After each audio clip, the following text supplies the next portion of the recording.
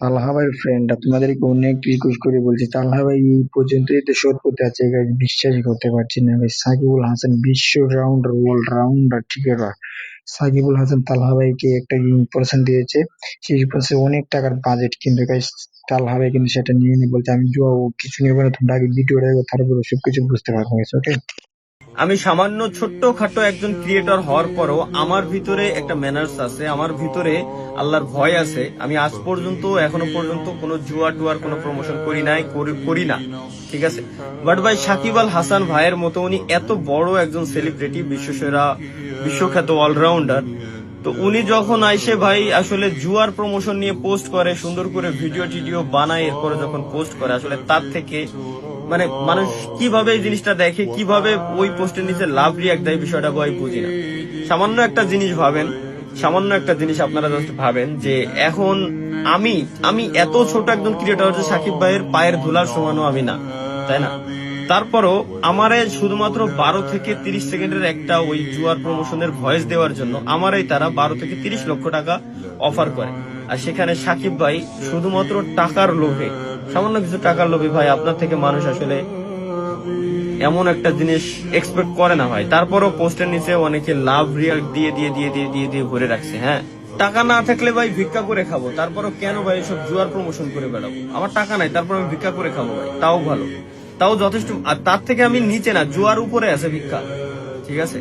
কিন্তু জুয়া হচ্ছে সর্বনিম্ন, ওটা ডিরেক্ট হারাম ভাই, ডিরেক্ট হারাম। সাপোজ আপনি একটা জিনিস জাস্ট ভাবেন, ছোট্ট একটা জিনিস জাস্ট ভাবেন, আমি যখন একটা জুয়ার প্রমোশন করব, আমার ভিডিও দেখে যদি 10 জন এখানে যায়, বেশি না, বেশি বলবো না, 72 লাখ লোকের থেকে মাত্র 10 জন লোক যদি ওই জুয়ার অ্যাপ্লিকেশনটা ডাউনলোড করে বা ওইখানে গিয়ে জুয়া খেলে, এবং ওই 10 জন যদি আরো 10 জনকে রেফার করে, আরো 10 জনকে নিয়ে আসে, এইভাবে করে ওই 10 জন আরো 10 জনকে নিয়ে আসবে, এইভাবে করে 10 লক্ষ লোক হবে। এবং প্রত্যেকজন লোকের যে গুণা হবে, সেই গুণার কিছু কিছু কিছু কিছু পার্সেন্টেজ কিন্তু আমি পাবো।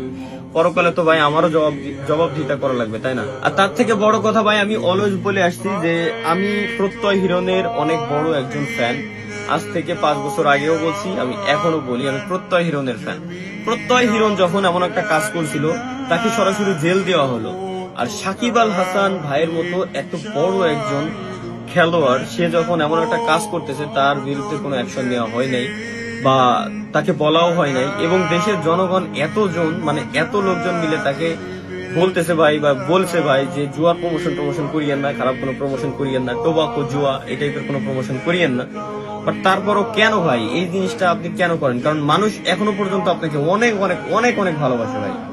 মূলত আমি কথা একটাই বলতে আসছি, সেটা হচ্ছে কি, কোনো পোস্টে লাভ রিয়াক্ট বা হাহা রিয়াক্ট বা অ্যাংরি রিয়াক্ট দেওয়ার আগে আগে দেখে নিবেন পোস্টটা কি বিষয়ে লিখছে, বা ভিডিও তৈরি করা হলে ওই ভিডিওটা কি নিয়ে তৈরি করা হয়েছে আগে ভালোভাবে ভাই দেখে নিবেন। হুদাই ওইখানে গিয়ে লাভ রিয়াক্ট ভরে রাখবেন না ভাই। আর এখন আমি ভালো করেই জানি এই পোস্টের নিচে অনেকেই আর কি উল্টাপাল্টা কমেন্ট করবে যে ভাই তোর ভিডিও কারা দেখে বা দেখে, ও দেখে যারা জুয়া খেলে বেড়ায়, তারাই তো তোর ভিডিও টিডিও দেখে।